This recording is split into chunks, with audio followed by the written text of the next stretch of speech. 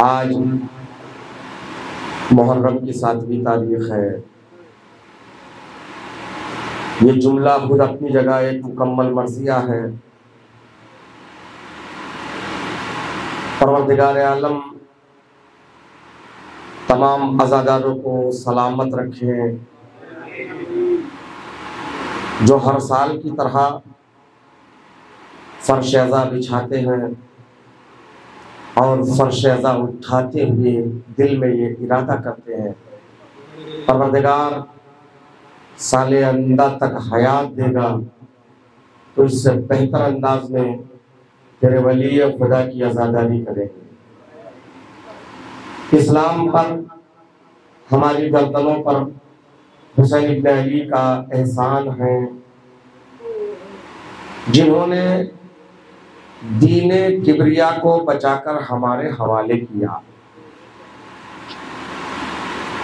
इसीलिए जब हम नमाज पढ़ते हैं, खत्म नमाज पर करबला का रुख करके जो कहते हैं अस्सलामु अलैका या अबा अब्दुल्लाह, अगर सलाम भेजना है तो नबी खुदा से आगाज हो, फिर अली मुर्तजा का नाम आए, फिर सैयदा जहरा का नाम आए। नहीं, मरकजियत हम हुसैन को देते हैं। उसके बाद कहते हैं अस्सलामु अलैका व अला जद्दिका व अबीका व उम्मिका व अखीका। मरकजियत ज़ाते हुसैन को करार देकर हम करबला का रुख करके मुसल्लाए नमाज से सलाम करके बता रहे हैं, ऐ हुसैन तेरा शुक्रिया। नमाज इबादत अल्लाह की हमने अंजाम दी, मगर ये सलाम तुम पर भेज के बता रहे हैं, बाकी है ये नमाज, ये सजदा हुसैन से इस्लाम की सवर गई दुनिया हुसैन से।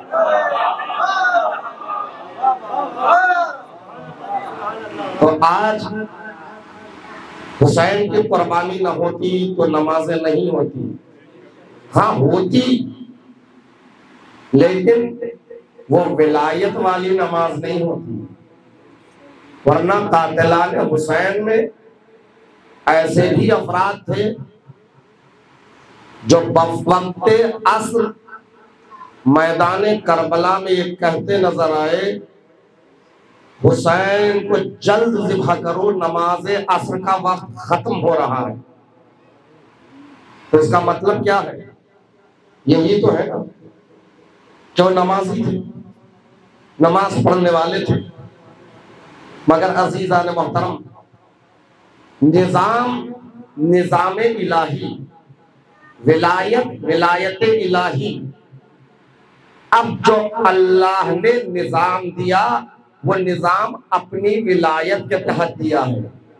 इन्नमा वलियुकुमुल्लाह व रसूलहू, तुम्हारा वली अल्लाह है, तुम्हारा अली उसका रसूल है।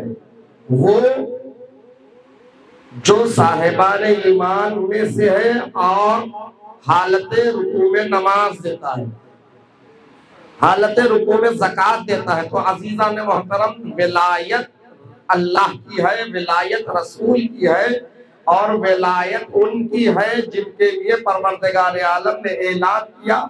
वो कौन है? इताअत से साबित है, जिनकी विलायत उनकी इताअत होगी। इसीलिए तो फिर यहाँ पर कहा या अय्युहल्लज़ीना आमनू अतीउल्लाह व अतीउर रसूल व उलिल अम्रि मिनकुम। परवरदिगार ये ऐलान कर रहा है, ऐ साहिबान ईमान, इताअत करो अल्लाह की, इताअत करो उसके रसूल की, इताअत करो साहिबान अम्र की। तो विलायत का इताअत से रिश्ता है, तवज्जो चाहता हूँ। मगर यहाँ पर एक नुक्ते कुरानी, बलागत कुरानी को मुलाहजा फरमाए, या अय्युहल्लज़ीना आमनू अतीउल्लाह का, फिर उसके बाद अतीउल्लाह व अतीउर रसूल व उलिल अम्रि मिनकुम। मगर अल्लाह की इताअत के बाद फिर अतीऊ का लफ्ज इस्तेमाल हुआ है रसूल के लिए, मगर उलिल अम्र के लिए फिर अलग से अतीऊ का लफ्ज इस्तेमाल नहीं हुआ। इसका मतलब इताअत अल्लाह की, फिर उसके बाद इताअत रसूल की और साहिबान अम्र की। तो यहाँ से एक बात वाज़ेह है अल्लाह की इताअत में, रसूल की इताअत में थोड़ा बहुत फर्क है, मगर रसूल की इताअत में, साहिबाने अम्र की इताअत में कोई फर्क नहीं है। क्यों? इसलिए कि अल्लाह की इताअत और रसूल और साहिबाने अम्र की इताअत में क्या फर्क है? फर्क ये है कि अल्लाह सिर्फ हुक्म दे सकता है, और वो हुक्म भी देगा कैसे? हमारे दिलों पर वही नाजिल नहीं करेगा। उसने रसूल इस्लाम को चुना, मुस्तफा करार दिया, वही इलाही को कल्बे नाज़नीने मुस्तफा पर नाजिल किया और ऐलान किया, माताकुमुर रसूल फकसूहु वमा नहाकुम अन्हु फंतहु। जो रसूल दे वो ले लो, जिससे रसूल रोक दे उसको रख जाओ। क्यों? इसलिए कि वमा यंतिकु अनिल हवा इन हुआ इल्ला वह्युन युहा। इसलिए कि रसूल बगैर वही इलाही की कलाम नहीं कर सकता। तवज्जो चाहता हूँ।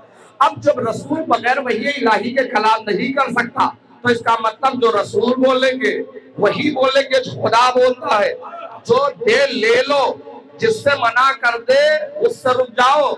बस इताअत इलाही अल्लाह की इतनी ही हो सकती है, मगर रसूल की इताअत और साहिबाने अम्र की इताअत ये है कि ये बोलेंगे भी, अमल करके बताएंगे भी।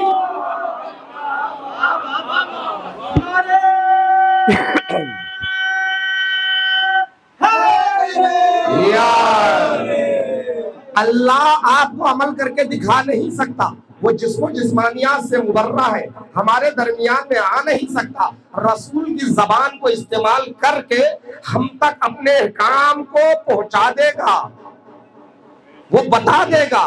इसलिए कि कुरान रसूल बताएंगे ये अल्लाह का कलाम है, ये हुक्म इलाही है, बस इतना ही पहुंच सकता है हुक्म इलाही, यही हो सकती है अल्लाह की इताअत। मगर रसूल की इताअत, साहिबाने अम्र की इताअत में कोई फर्क नहीं। ये आपको हुक्म भी देंगे और अमल करके भी दिखाएंगे। लिहाजा रसूल की इताअत में और साहिबाने अम्र की इताअत में कोई फर्क नहीं है। लिहाजा आयत में अतीऊ का लफ्ज दरमियान में नहीं रखा, इसीलिए गदीर में फरमाया, मन कुंतो मौला हो फहाज़ा अली मौला। जैसा मैं मौला वैसा अली मौला। सल्लल्लाहु अलैहि मोहम्मद वाले मोहम्मद के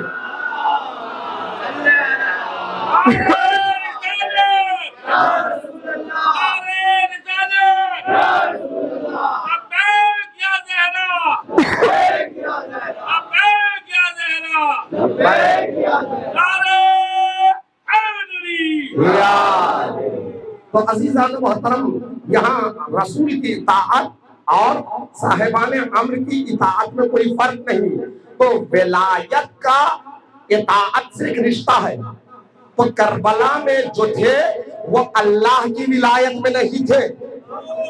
तवज्जो चाहता हूँ, जब अल्लाह की विलायत में होते तो साहिब अम्र की इताअत करते, साहिब अम्र की इताअत, रसूल की इताअत, रसूल की इताअत, अल्लाह की इताअत। अब जो नमाजें पढ़ रहे हैं, किसकी नमाज पढ़ रहे हैं? ये रोजे रख रहे हैं, किसके लिए रोजे रख रहे हैं? ये हज जो कर रहे हैं, किसका हज कर रहे हैं? अजीजान मोहतरम, विलायत वली अम्र के बगैर न इबादत कबूल है, न रोजे कबूल है। इसीलिए तो इमाम साजिद ने फरमाया, ला तक़बलुल इबादात इल्ला बिविलायतिना। कोई इबादत काबिल कबूल नहीं हमारी विलायत के बगैर। सल्लल्लाहु अलैहि मोहम्मद वाले मोहम्मद की शान में।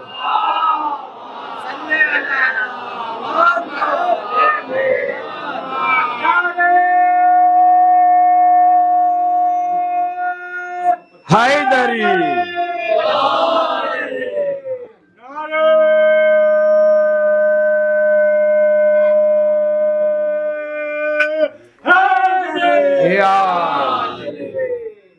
बाबा से बुलंद सलवात पढ़े मोहम्मद वाले मोहम्मद।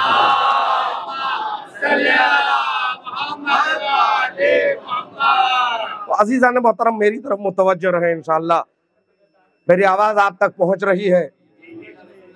एक और सलवात पढ़े मोहम्मद वाले मोहम्मद। हो सकता नहीं।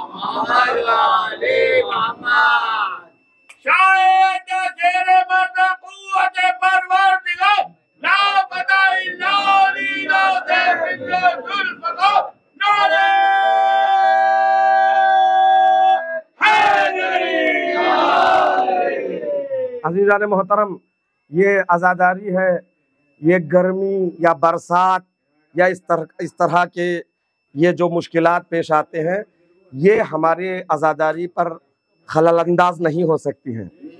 मैंने आज कल देखा था, वाकई बारिश हो रही है और लोग कोई भी बारिश से डर कर हटे नहीं है। मजमा उसी तरह है। क्यों? मौसम पे आज भारी है मौसम हुसैन का।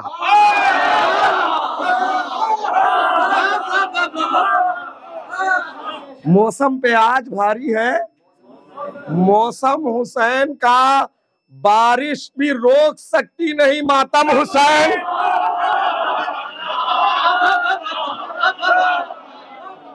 तो कोई चीजें इसलिए कि यहाँ पर हम जबरदस्ती न लाए गए हैं, न किसी चीज के लालच में बैठे हैं। ये बात मैं अभी आ गई है तो मैं अपने मौजू से मुर्तबित करके कहना चाहता हूँ। बात हमारी है ना इताअत विलायत, विलायत से इताअत का रिश्ता है। तो अजीज़ान मोहतरम, विलायत का जो इताअत से रिश्ता है ना, तो इताअत ही को तो इबादत कहते हैं, इताअत ही तो इबादत है। तो ये तीन तरह का रिश्ता है। तवज्जो चाहता हूं, मेरी तरफ मुतवज्जो रहें, बात पहुंचाने की कोशिश करो। विलायत से इताअत का रिश्ता तीन तरीकों से है। वली कहते हैं किसे? हाकिम को। वली कहते हैं सरपरस्त को। वली कौन होना चाहिए? जिसने कायनात को बनाया वो वली होगा। इन्नमा वलियुकुमुल्लाह, तुम्हारा वली अल्लाह है। इसलिए कि सरपरस्त वही बनेगा, कानून उसकी है, उसका है, दुनिया उसकी है, कायनात का खालिक वो है। मगर वो जिस्मो जिस्मानियात से मुबर्रा है, वो आ नहीं सकता। तो उसने क्या कर दिया? रसूल को वली बनाया, ताकि इस दीन की सरपरस्ती रसूल करे, दीन और दुनिया दोनों के लिए। और रसूल ने जाते जाते कह दिया मेरे बाद अली मौला। तो ये जमाना, ये कायनात बगैर कानून इलाही के रह नहीं सकता। और कानून इलाही जब तक है उस वक्त तक रहनुमा, हाकिम, पेशवा, इमाम, वली, मौला होगा। हुज्जत खुदा के बगैर दुनिया नहीं रह सकती। रिवायात में लौलल हुज्जा, अगर हुज्जत नहीं तो जमीन और आसमान दोनों खत्म हो जाते। इसी को इमाम हुसैन अलैहिस्सलाम ने फरमा, बिना फतहल्ला व बिना खत्मा, आगाज कायनात हमसे है, अंजाम कायनात हम पर है। तो इसलिए कि हिकमत तख्लीक कायनात अबस करार पाती अगर परवरदिगार आलम, इसलिए कि हमें क्यों खल्क किया, वमा खलक़तुल जिन्ना वल इंसा इल्ला लियअबुदून। वो ऐलान कर रहा है हमें अपनी इबादत के लिए खल्क किया। इबादत यानी इताअत मारिफत के साथ हो। वो मारिफत कौन देगा? वो इबादत कौन सिखाएगा? तवज्जो चाहता हूँ, जब गर्ज तख्लीक इंसान अल्लाह की इबादत है और सारी कायनात को बनाया हमारे लिए और हमको बनाया अपने लिए, जब तू अपने हमने लिए हमें बनाया तो कोई हमारा रहनुमा हो, कोई हमें रास्ता दिखाने वाला हो, कोई पेशवा हो। तू पेशवा को नहीं भेजा, तेरी हुज्जत कोई नहीं है, तो फिर हम इबादत कैसे करेंगे? तो इसका मतलब हमारी खिलकत का मकसद बेकार है। जब हमारी खिलकत का मकसद बेकार है तो कायनात को बेकार के पैदा किया है, तो हुज्जत का होना जरूरी है। लिहाजा हर दौर में एक हुज्जत खुदा है। और रसूल ने दो चीजें छोड़ कर गई हैं, इन्नी तारिकुन फीकुम सक़लैन, किताब अल्लाह व इतरती, किताब खुदा भी और इतरत भी, यानी हुज्जत खुदा की। ये दोनों साथ साथ रहेंगे। तो हदीस ये हमारी किताबों में तन्हा नहीं है, बल्कि अहले सुन्नत की किताबों में भी है। रसूल दो चीजें छोड़ गए हैं, कुरान भी और इतरा अहले बैत भी, यानी इमाम को। जब कुरान बाकी है तो इमाम को भी बाकी होना चाहिए।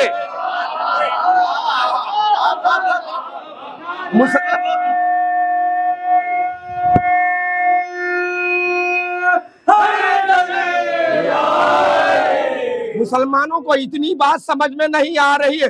कुरान और अहले बैत को रसूल इस्लाम छोड़ गए तो ये दोनों बाकी रहेंगे। तो अगर कुरान तुम्हारे पास है, तलाश करो वो इमाम कहाँ है। सरवात पढ़े मोहम्मद वाले मोहम्मद की सर।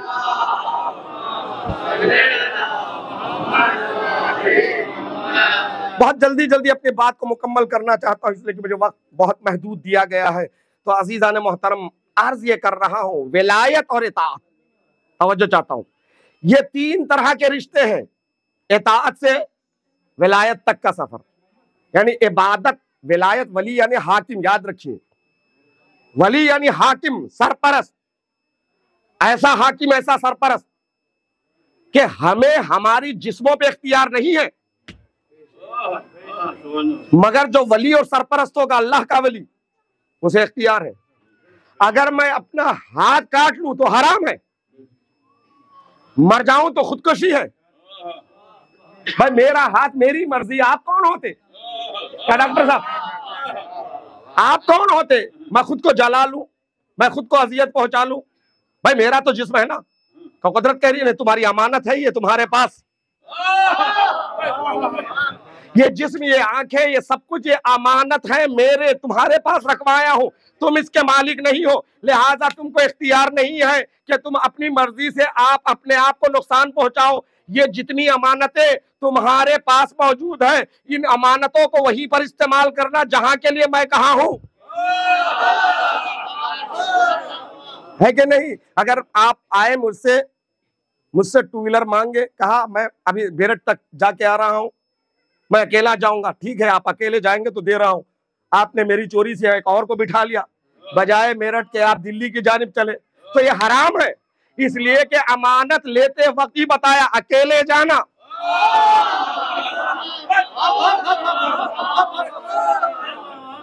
और मेरठ की तरफ जाना, दिल्ली की तरफ नहीं जाना।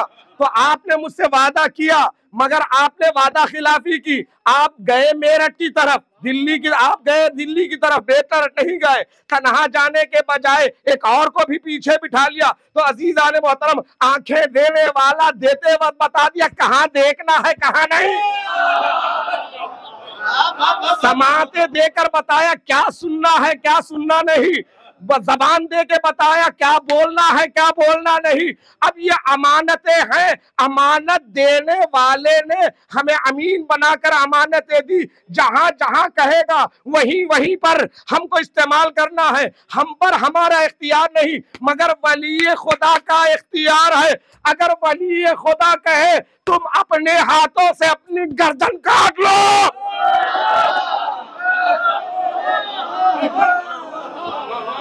सल्लल्लाहु अलैहि मोहम्मद वाले मोहम्मद।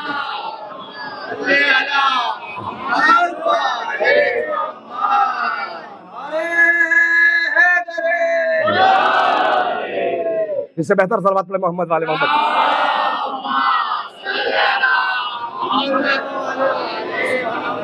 मैं काट लूं एक उंगली भी तो हराम है।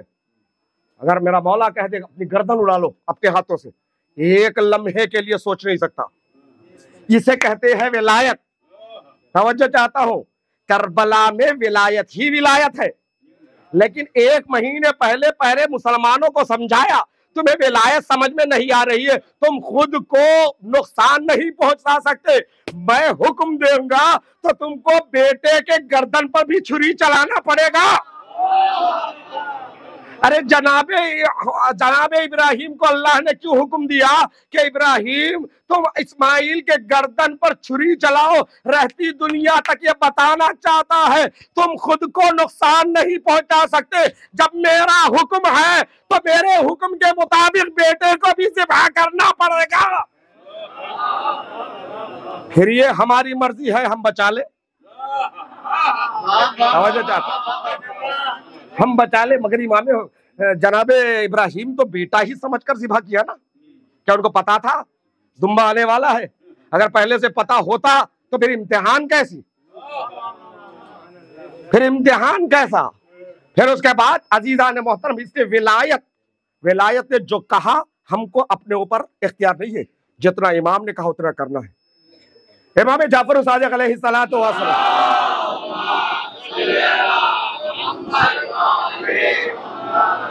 इमाम के पास एक शख्स आता है, कहता मैं आपका शिया हूं आका, इस वक्त हालात बड़े खराब हैं, बनी उमैया और बनी अब्बास के दरमियान में जंग छिड़ी है, यह हुकूमत आपका हक है, निजाम मुस्तफ़ा को संभालना आपका काम है।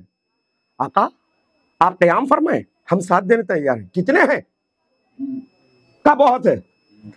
का वो इताअत करेंगे? हाँ सब इताअत करने तैयार है। कहा इताअत करोगे तो जरा इस तनूर में कूद जा। तवज्जो चाहता हूं, इस तनूर में कूद जा। कहा आका बच्चे हैं मेरे, ज़ौजा है, मैं मर जाऊंगा तो इनका कौन होगा? इख्तियार दे के इताअत तलब की जा रही है तो बहाने, बगैर इख्तियार के जब वो मौत का फरिश्ता भेज देता है, बगैर इख्तियार के जब वो मौत का फरिश्ता भेज देता है, क्या छोटे छोटे बच्चों को छोड़कर बाप मरता नहीं? क्या छोटे छोटे बच्चों को छोड़कर मां नहीं मरती? क्यों वहां पर इसलिए जा रहे हो? वहां तुम्हें इख्तियार नहीं दिया गया, वो इरादे तकवीनी के तहत है और ये शरीयत है। शरीयत पे इरादा वली का होता है मगर इख्तियार बंदे को दिया जाता है। और जो चाहता हूं मेरे अजीजों, लिहाजा कहा कि कूद जाओ। उसने एक मरतबा जब उसने बहाना बनाया तो दूर ही से इमाम जाफर सादिक अलैहिस्सलातु वस्सलाम ने देखा, सच्चा चाहने वाला हारून मक्की आ रहा था। जैसे ही हारून मक्की को देखा, इमाम ने फरमाया हारून मक्की जरा इस तनूर में कूद जाओ। अल्लाह अकबर, ये है हकीकत में शिया, ये है विलायत शनासी। एक मर्तबा भी सवाल नहीं का क्यों? वो इतना जानता है बोलने वाला, हुक्म देने वाला वली है, मौला है। मेरे बदन पर मुझसे कहीं ज्यादा इख्तियार इन्हें है। जब ये हुक्म दे रहा है तो जितना मैं सोचूंगा उससे ज्यादा सोच के बोल रहा है। लिहाजा मुझे बच्चों की या ज़ौजा की कोई बहानेबाजी की जरूरत नहीं। फौरन कूद गया और उसके बाद ये जो दावा कर रहा था मैं आपका चाहने वाला हूं, ये करवटें बदल रहा है, सोच रहा जल गया होगा, मर गया होगा। जब इमाम ने इसकी परेशानी और बेचैनी को महसूस किया, कहा चलो आओ उसकी खबर लेते हैं। जब तनूर से तबक को हटाया तो क्या देखा? हारून मक्की गुलजार के दरमियान में बैठकर कुरान करीम की तिलावत कर रहा है। सल्लल्लाहु अलैहि मोहम्मद वाले मोहम्मद की।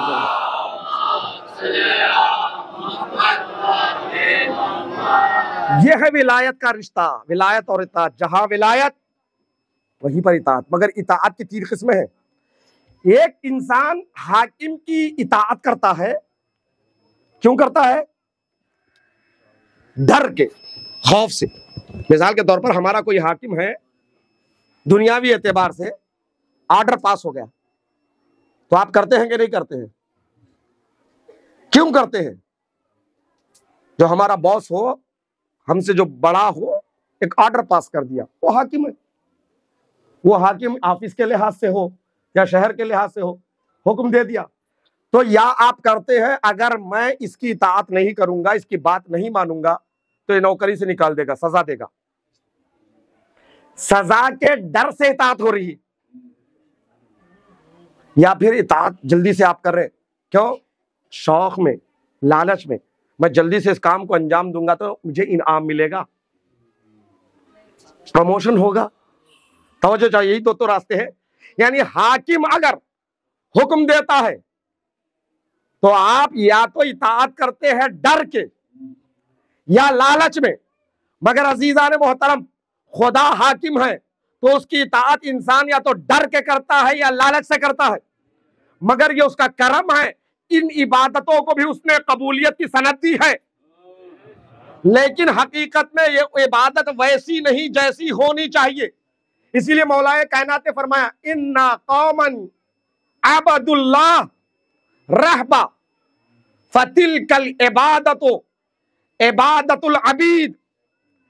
कुछ लोग ऐसे हैं जो अल्लाह की इबादत करते हैं डर के, तवज्जो चाहता हूं, जहन्नम के खौफ से करते हैं। तो ये इबादत, ये गुलाम की इबादत है। इन्न कौमन अबदुल्लाह रग़बतन फतिलकल इबादा इबादतुल तुज्जार। बाज लोग अल्लाह की इबादत करते हैं, वो इबादत जन्नत की लालच में करते हैं। मौला फरमाते हैं फतिलकल इबादा इबादतुल तुज्जार, ये ताजराना इबादत है। मैं इबादत दे रहा हूं तो जन्नत दे। अल्लामा इकबाल कहते हैं सल्लल्लाहु अलैहि मोहम्मद वाले मोहम्मद की शान, सौदागरी नहीं ये इबादत खुदा की है, ऐ बेखबर जजा की तमन्ना भी छोड़ दे। तो अजीजान मोहतरम, इबादत यानी इताअत जो होती है दो तरह की है, मगर तीसरी किस्म है। वो तीसरी किस्म क्या है? इन्ना कौमन अबदुल्लाह शुक्रन फतिलकल इबादतो इबादतिल अहरार। कुछ लोग ऐसे हैं न जन्नत की लालच में करते हैं न जहन्नम की खौफ में, बल्कि उसने पैदा किया, उसने नेमतें की, उसका शुक्रिया अदा करना वाजिब है। तो ऐसों की इबादत को इबादतुल अहरार यानी आजाद लोगों की इबादत है। मौला आगे फरमाते हैं इलाही मा अबदतु का, परवरदिगार मैंने तेरी इबादत न जन्नत के लालच में की न दोज़ख के खौफ में की, बल्कि तुझको लायक इबादत समझा तो तेरी इबादत की। और अली कैसे करेंगे जन्नतो जहन्नम के खौफ और शौक में इबादत? ये तमाम चीजें तो नूर अली की खिलकत के बहुत बाद पैदा हुए हैं। ये आशिकाना रिश्ता है इताअत का इबादत से। यकीन मानिए जब रिश्ता आशिकाना हो जाता है इताअत का इबादत से, इताअत का विलायत से, तो न वक्त गुजरने का पता चलता है न तकलीफ का एहसास होता है। तवज्जो चाहता हूं, न तकलीफ का एहसास होता है। बैठे हैं आप, लाइट चल गई, कोई उठा नहीं, अगर आप चले जाते तो कौन मना करता आपको? कौन मना करता भाई? कौन सी चीज आपका कौन सा नुकसान हो जाता? क्या यार यहां पर कोई आपको क़बाले बांटते जा रहे हैं? क्या जमीन के क़बाले देंगे? नहीं ना। या बैठे रहेंगे तो क्या बहुत बड़ी चीज मिल जाने वाली है? दुनियावी एतबार से कह रहा हूं। तो इसका मतलब न किसी को खौफ में बैठे हैं,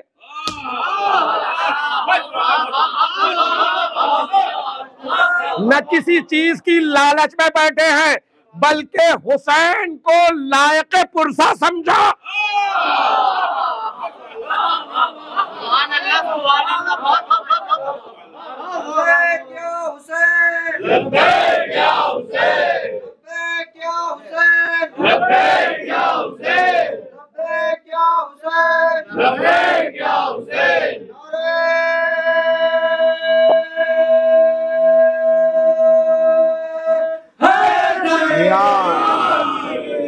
अज़ीज़ाने मोहतरम, जब इबादत व इताअत इजहारे इश्क का वसीला बन जाए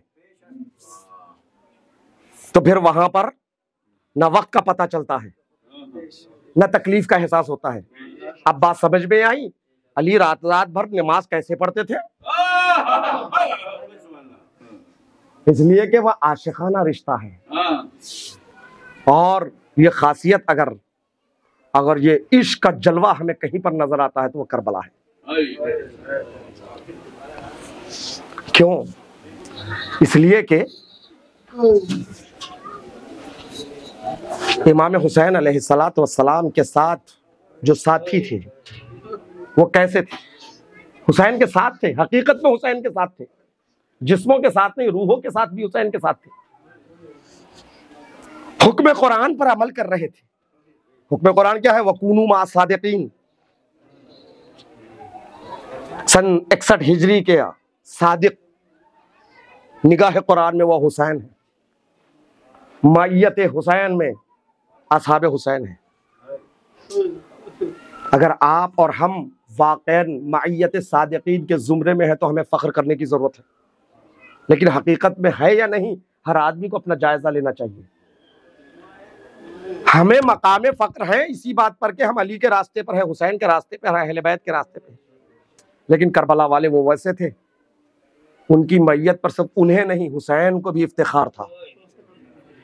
इसीलिए तो इमाम हुसैन ने फरमाया जैसे असहाब मुझे मिले, ना मेरे नाना को मिले, ना मेरे भाई को मिले, ना मेरे बाबा को मिले। जानते हुसैन का साथ क्यों दिया उन्होंने? क्या दो ही तो बात हो सकती है। हुसैन का साथ देना, वली खुदा का साथ देना, वली के खुदा की इताअत वाजिब है, खुदा की इताअत है। फिर वही बात आती, या डर या लालच। दुनिया यही तो कह रही है। किसी नादान ने यूट्यूब पर एक क्लिप है, वो कह रहा था कि इमाम हुसैन का साथ इन्होंने इसलिए दिया, जिस तरह आज नौज बिल्लाह मिन ज़ालिक खाकम बदहन, जिस तरह आज कुछ टेररिस्ट जवानों को तैयार करते हैं, जाते हैं जाओ शियों में फट जाओ तुम्हें जन्नत मिलेगी। तो आज भी ऐसे लोग हैं, जान देते हैं कि नहीं, हूर की तमन्ना में, जन्नत की लालच में। तो इमाम हुसैन ने उनके जहनों को इस तरह कर दिया कि बस उनको जन्नत के अलावा कुछ दिखाई नहीं दे रहा था। तो कौन सी बड़ी बात है अगर असहाबे हुसैन ये जान दी तो, क्योंकि इमाम हुसैन ने कहा जन्नत मिलेगी। अल्लाह अकबर, वो हुसैन इब्ने अली है।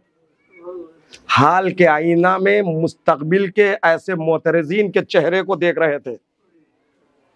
शबे आशूर नाफे इब्ने हिलाल इमाम हुसैन के हमरा गए। कैसे गए?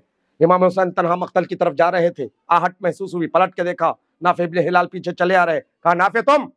कहा माफ करना, हालात बड़े पुराशोभ है, मैं डर रहा था, आप एक को तन्हा जा रहे हैं। कहा नाफे जब आ गए हैं तो साथ आ जाओ।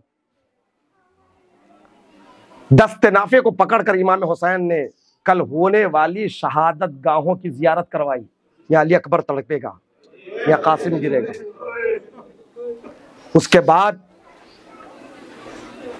हिजाबात गैब को हटाकर कहा देखो क्या नजर आ रहा है, मौला बताइए, ये जन्नत है, ये जन्नत में तुम्हारा मकाम है, ये हबीब का मकाम है, ये मुस्लिम इब्न औसजा का मकाम है। यानी इमाम हुसैन ने शबे आशूर ही जन्नतें दे दी। और हुसैन वो है जब देता है तो लेता नहीं। फितरस को बालों पर दिया तो फितरस से क्या कहा, मन मिसली कौन है मेरी तरह का, इसी गुरूर पर तो तेरे बालों पर छीने गए। फिर दोबारा आगे तो देखो क्या कह रहा हूं, वह अना अतीकुल हुसैन, मैं हुसैन का आजाद करदा हूं।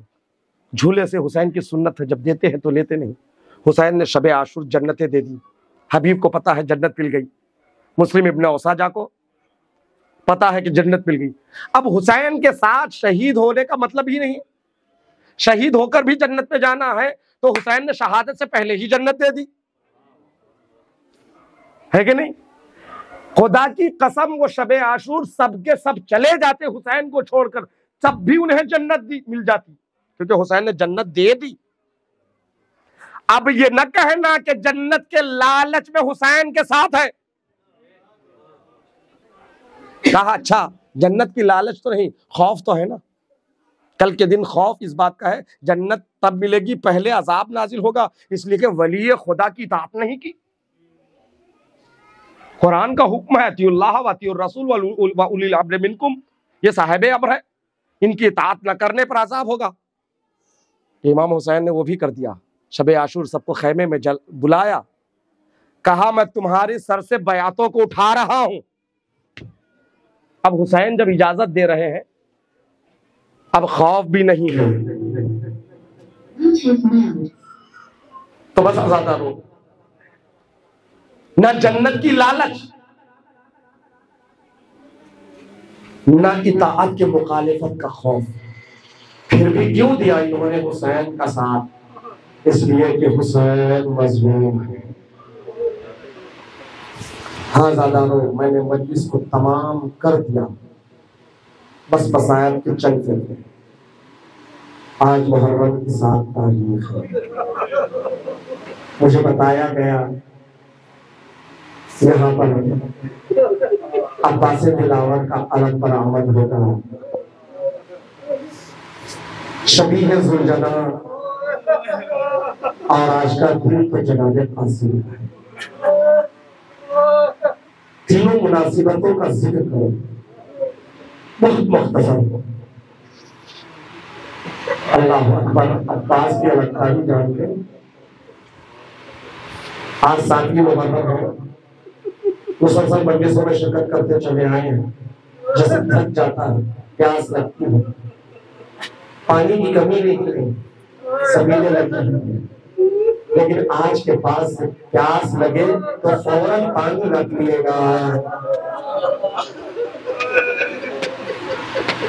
आज से हुसैन के बच्चे प्यास का आलम शब आशूर ये है कि हुसैन मजलूम ने इंतजाम किया, अब्बास ने इंतजाम किया, इतने मशकीज़ें थे काफिले में, उन मशकीज़ों को रखने के लिए भी खैमे की जरूरत थी। तो करबला में जनाब अब्बास ने एक खैमा नस्ब किया सिर्फ मशकीज़ों को रखने के लिए, सिर्फ मशकीज़ों को रखने के लिए। शब आशूर अत्फाले हुसैनी की प्यास का यह आलम था कि जब एक एक खैमे का मुआयना करते हुए हुसैन उस खैमे तक पहुंचे जिस खैमे में मशकीज़ें थे, जो मंजर हुसैन ने देखा परवरदिगार वो मंजर किसी बाप को ना दिखा। हुसैन ने क्या देखा? छोटे छोटे बच्चे सूखे सूखे मशकीज़ें को कलेजे से लगाकर करवटें ले रहे। आलम ये है हर सकीना का ये आलम है, कभी प्यास के मारे उठती है, कभी बैठ जाती है। इसीलिए तो रोज़े आशूर जब अब्बास ने इसने वेगा मांगी तो हुसैन ने फरमाया भैया अब्बास जरा ये खैमों से बुलंद होने वाली आवाज़ों को सुन लो। हुसैन ने सकाई का मनसब देकर अब्बास को जंग से रोक दिया। जब अब्बास अलम लेकर आए, इंशाअल्लाह कल आज मुहर्रम है, आप सुनेंगे कल अब्बास के मसाइल। मैं तो सब इशारा कर रहा हूँ, ज़हनों को कल के लिए आमादा कर रहा हूँ। अब्बास अलम का, अब्बास अलमदार का अलम बरामद होने वाला है। लिहाजा एक जुमला, अब्बास गए, पानी भरा, लौटे, जालिमों ने नरगा किया, बायां हाथ दायां हाथ कलम हुआ, अब्बास ने दूसरे हाथ में अलम लिया, ये हाथ में कलम हुआ। जब दांतों में अलम लेकर आ रहे थे, एक सनसनाता हुआ तीर चला, मशदा पानी बह गया। अजादारों इधर सकीना बच्चों को बिताकर कह रही थी अब तुम्हारी प्यास खत्म होगी, अब प्यास खत्म हो जाएगी, इसलिए कि मेरा चचा पानी ला रहा है। बहुत देर हो गई, अलम नजर नहीं आया। सकीना दुआ कर रही है मेरे चचा की खैर हो।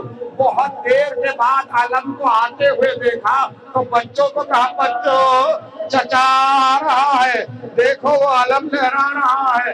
अब जो गौर से देखा अलम तो है मगर अलमदार नहीं है। हुसैन अब्बास का अलम लेकर आ रहे, सकीना दौड़ के जाती है, बाबा से लिपट जाती है, कहते बाबा मेरा चचा कहा। अल्लाह अकबर। ये है अलम, ये है अलमदारी। दूसरी अलामत शबीह सुलजना है। जानते हैं कितना बामारिफत ये घोड़ा है। जब हुसैन आखिरी रुखसत लेकर जा रहे थे, जब पुश्ते अस्पर सवार हुए, आगे बढ़ाना चाहा, घोड़ा आगे बढ़ने के लिए तैयार नहीं। कहा हाँ मैं जानता हूँ तू भी प्यासा है, बस नशेब तक पहुंचा दे।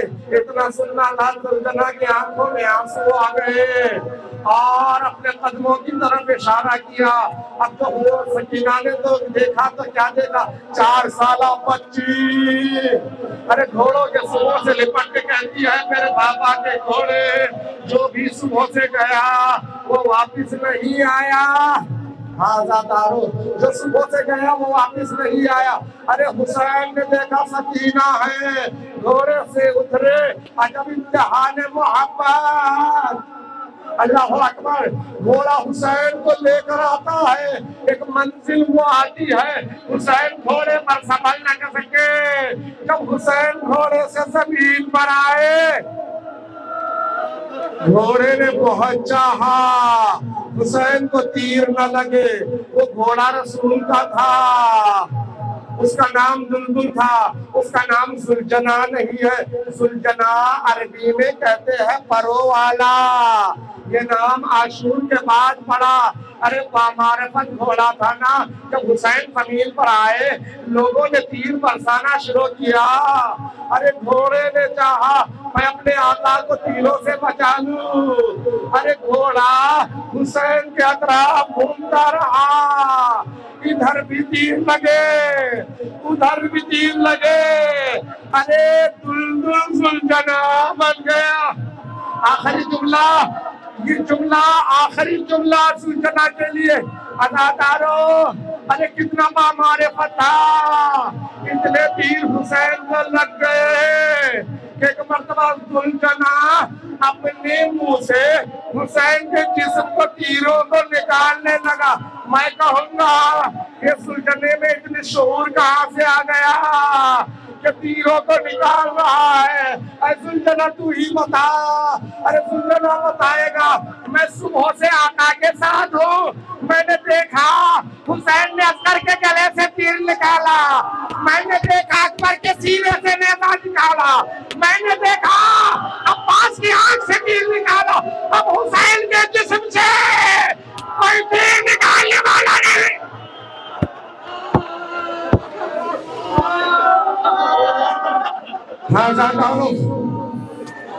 अल्लाह अकबर। हुसैन का लाशा तीरों पर है। ज़ैनब सरहाने खड़ी है। अजब मंजर ज़ैनब करबला में देख रही है। एक मंजर ज़ैनब ने मदीने में देखा, एक मंजर करबला में देख रही है। अरे ज़ैनब ने मदीने में भाई हसन को देखा। शहर के असर से अरे दिल के 72 टुकड़े। अरे करबला में 72 लाशों को देख रही है।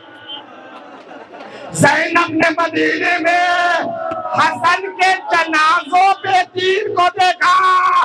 करबला में हुसैन का लाशा तीरों पे मुसल्लत देखा। वो हसन है, ये हुसैन है। अरे हसन भी है करबला में, खुद नहीं है। अपने बेटे के नुमाइंदा बनाकर कासिम इब्ने हसन की शक्ल में है। बस आप सुन चुके मसाया पर इमाम जनाब कासिम के तो जुमले आप जानते हैं। पहले तो इजाजत न मिली, बाद में तावीज़ को देखा, इजाजत मिली। कासिम मक्तल में आए, हमला करने लगे। अरज़क़ शामी को उसके औलाद के साथ वासिले नार किया। अरे मलाईन ने हल्का किया, आटा ने नलका किया। अब तो एक साथ सबने हमला किया। अरे हसन का बेटा घोड़े पे संभल न सका, जमीन पर आती हुई आवाज दी, चचा चचा। हुसैन घोड़े पे सवार, अब्बास घोड़े पे सवार मक्तल की तरफ चले तो फौजी अशकिया ने समझा अब्बास हमला करने आ रहे हैं। अब्बास के खौफ से अब तो इधर के घोड़े उधर के घोड़े इधर। लाशे कासिम पामाल इसमें वो जिंदगी में हो गया।